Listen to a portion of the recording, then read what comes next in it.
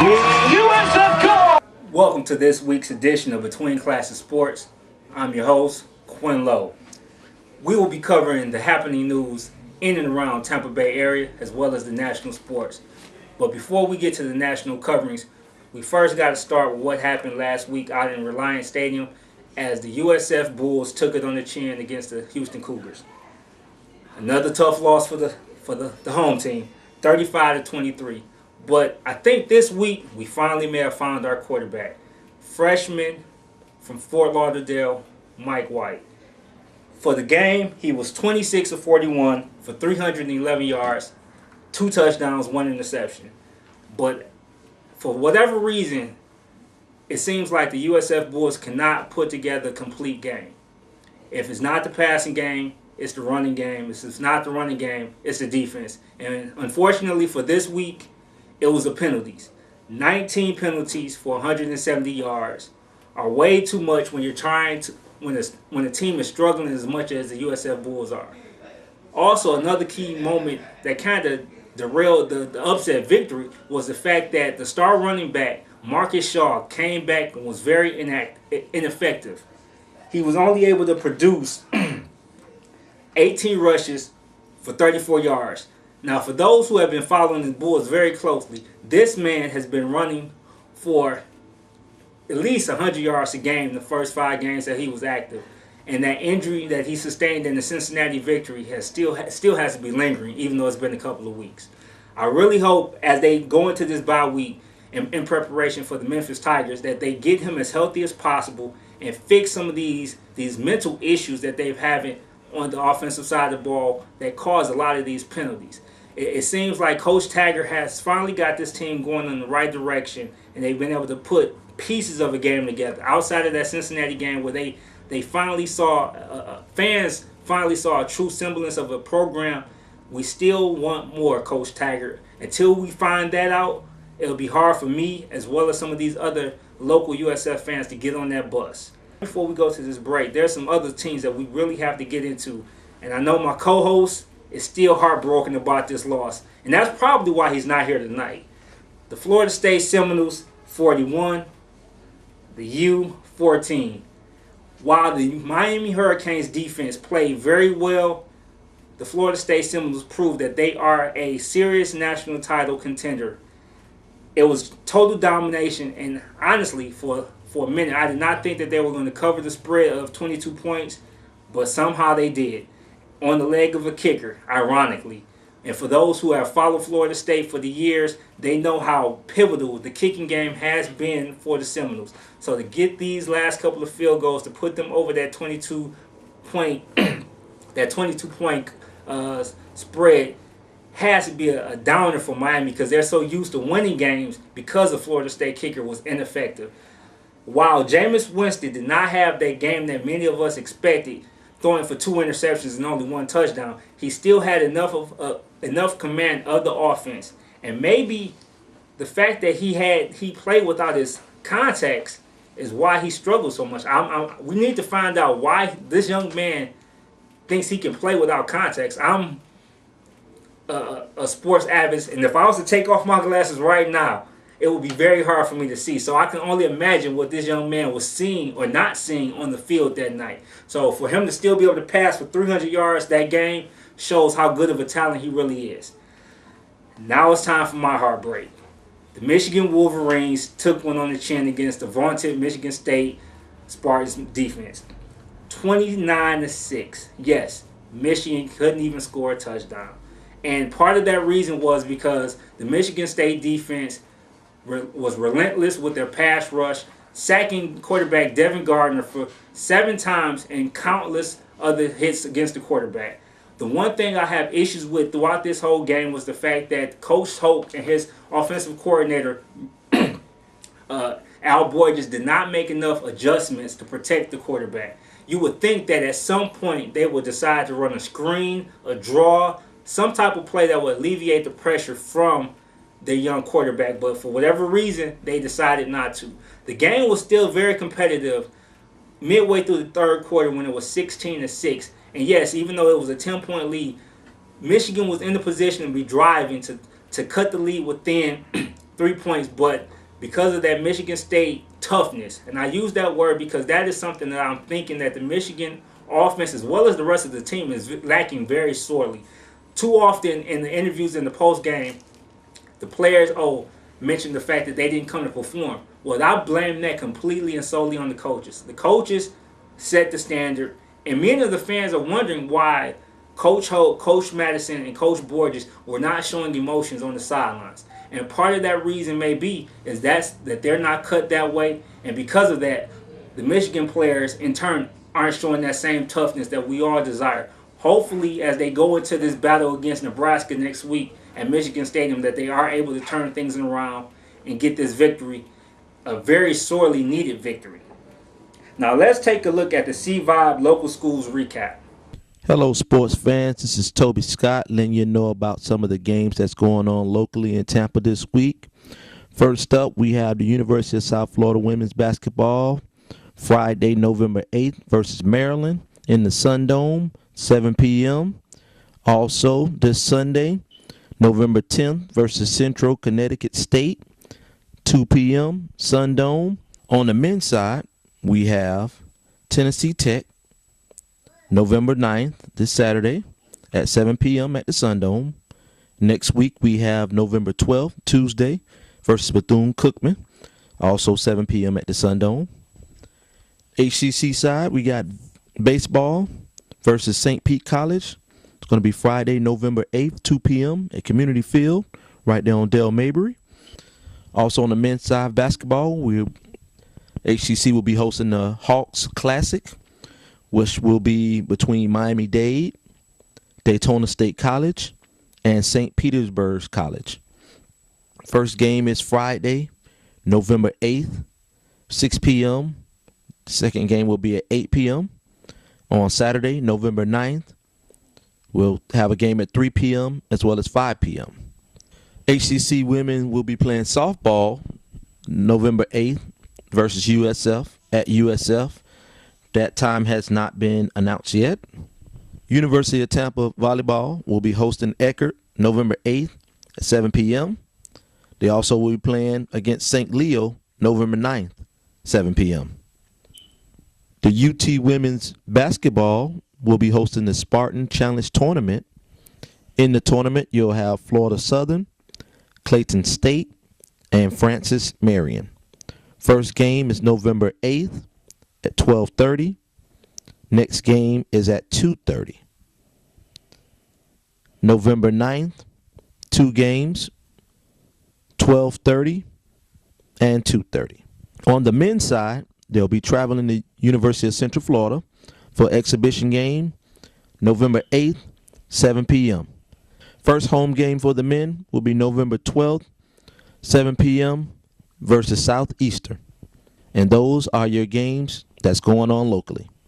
Thank you, C-Vibe, for the recap. Great job, Tampa Sports. We will take a quick break, and we will come back and discuss all the top games for this upcoming week, conference by conference. Hello, my name is Toby Scott. Hello, my name is Enrico Chow, and I'd like to congratulate all the new businesses out there, and from Chow Scott Keysakes. What we provide in the Tampa Bay community is we provide headshots, banners, business cards, and postcards. And on our link, on our website link, you can also click the which one that best fits you, and we'd like to hear from you soon. Congratulations. We are back, and once again, I'm your host, Quinn Lowe. This week, conferences must-see games is sponsored by Chow and Scott Keepsakes. First game up this week actually starts this Thursday, and it pits the Baylor Bears against the Oklahoma Sooners. Under normal circumstances, the Sooners would not have much to worry about in facing these Bears. They are 21-1 in the past 22 matchups, with the only victory coming when Heisman winner RG3 was able to put on a outstanding show on the Thursday game as well, and wow the voters for the Heisman Award. This year, I really think that Baylor has the opportunity to pull this upset. And it's an upset not because Oklahoma is ranked higher, which they're not, but because of the long-standing dominance that the Sooners have shown in the game. This year, the Baylor Bears are leading the nation in scoring, averaging 63.9 points per game and 718 yards per game. These numbers are video game numbers and are reminiscent of a summertime 7-on-7 competition. Four times they've scored over 70 points already. So a lot of people that are looking at this game are wondering, has Baylor even played anyone worthy of their lofty numbers? Oklahoma, on the other hand, came out into this season with some questions, and many are wondering, can Bob Stoops get them back to that level of competition that we once expected the Sooners to always be in contention for the national title? They have a quarterback or running back, the Belldozer, that is really commanding the team a lot better this year. He has up until this point, he has 1,348 yards, 10 touchdowns, and 3 interceptions. They are led by running backs Brendan Clay out of California and Damian Williams, who both have over 400 yards rushing for the season. The key to Oklahoma in this game is making sure that adjusted 3-3-5 defense is able to stop the spread offense of these Baylor Bears. Going into the 2012 season, too often Oklahoma struggled with these type of offenses, so it was imperative that Stoops made the necessary adjustments, and this is the first test. While they did play Notre Dame earlier in the season, Notre Dame really isn't the traditional spread offense that they they normally would be under Everett Golson. So this is a true test for the Sooners, and the Bears really have to prove to themselves that they are ready to be put in that top 5 competition right behind Alabama, Oregon, Florida State, and Ohio State. I'm going to go out on a limb with this one and call Baylor for the fraud that they really are. I'm picking Oklahoma in an upset, in a low-scoring game, actually, 38-30. Next up, also another Thursday game, we have the number 3 team, Oregon Ducks, against the Stanford Cardinal. Now, this is starting to become a growing rivalry between these two teams, especially with the stepping back of USC as a dominant power in the conference. Stanford was the last team to really give these Oregon Ducks some fits and actually hung their last loss against them, in which they lost the game 17-7, where they controlled Marcus Mariota, holding him to only 200 yards passing, and was highlighted by a 71-yard rush.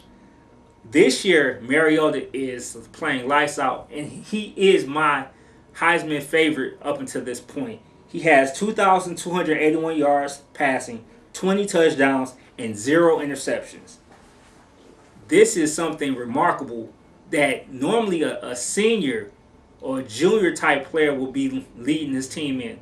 But Mariota is a redshirt sophomore and has the opportunity to really take the lead and take the reins not only of this game, but the conference as well.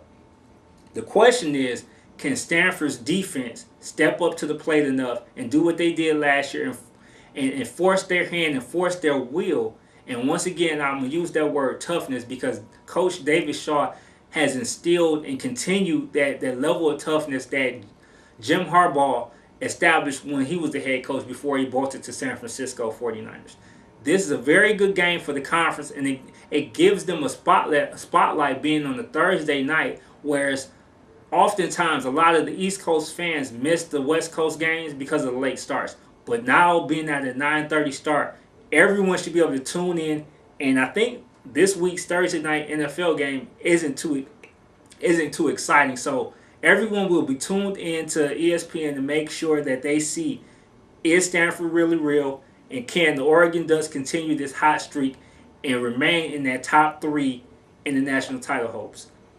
The next game up involves the hated SEC. You know how we feel about the SEC here. They're the big bully on the block. But this game, while one of the teams, the LSU Tigers, has kind of taken a step back, this is still a rivalry game between the Alabama Crimson Tide. And as I said last week, with any rivalry, you have to throw the records out the window. The key to the LSU Tigers being able to pull up this major upset is the growth and the progression of quarterback Zach Mettenberger. The key is also making sure that the Alabama defense does not pressure him and does not fluster him to the point where he's throwing interceptions and making mental mistakes that will allow that Tuscaloosa crowd to get ramped up even more than they already will be. Mettenberger for the year has already passed for 2,492 yards, 19 touchdowns, and most of this improvement can be attributed to that quarterback coach slash offensive guru Cam Cameron. But I don't think Cam has faced a defense as stingy as these Alabama Crimson Tides. And while I've always felt that Nick Saban can do a great job with creating that college team, and it seems like their players on the next level always struggle. But hey, this is still Saturday game, so it doesn't matter. I really think that Alabama and A.J. McCarron, who's quietly creeping up that Heisman conversation with 1,800 yards and 16 touchdowns, have more than enough in that crowded backfield. And it still shocks me that to this day that you don't see as many defections from Alabama as you would as many other programs. But I guess when you're winning championships, you want to stick around. And if I was in a position a lot of these young men winning 3 rings out of 4 years, I wouldn't go anywhere either. Now, as far as my prediction for this game, I think the Alabama defense is still too stingy and will give this LSU offense enough fits, and this game will get ugly late. And I'm going to pick the Alabama Crimson Tide to remain at number 1 for a 45-24 domination of the Alabama Crimson Tide over the LSU Tigers, because Les Miles just isn't ready this week. In the last game of the night, as always, is close to my heart, as the Michigan Wolverines host the Nebraska Cornhuskers. The Michigan Wolverines are looking to bounce back after an embarrassing loss against one of their rivals, the Michigan State Spartans. And the Nebraska Cornhuskers are looking to come in with some momentum after stealing a game in the last seconds against Northwestern. For those who do not see the game, Nebraska won on the last second Hail Mary that was tipped and deflected, kind of reminiscent of the tip play against Missouri in 1997 that put them in the national championship game, well, a split national championship game. So this is a very tough game for both programs, and I really expect Michigan to bounce back because they will not have to face a tough defense like Michigan State. And looking at while the score was 29-6, the Michigan defense did more than enough to be able to win that game. They just could not stop Michigan State after having to constantly be on the 50 yard of the field trying to play defense. This week I look for a lot more wrinkles from the Michigan offense and the defense to kind of pull some tricks to stop Amir Abdullah. Many thought when Rex Burkhead graduated this past year that the Nebraska offense would be solely placed on the shoulders of Taylor Martinez, who's actually been missing a couple of games, but they haven't missed a beat. Amir Abdullah is one of the top running backs, not only in the conference but in the country, and that is the key to this game. If they can bottle him up and hold him to under 125 yards, Michigan should be able to pull this victory out easily. But if he's able to run wild and inches closer to that 200-yard game, I really would not be surprised if Michigan is hit with another loss. I know Michigan fans, you hated me last week for picking against the Wolverines, but not this week.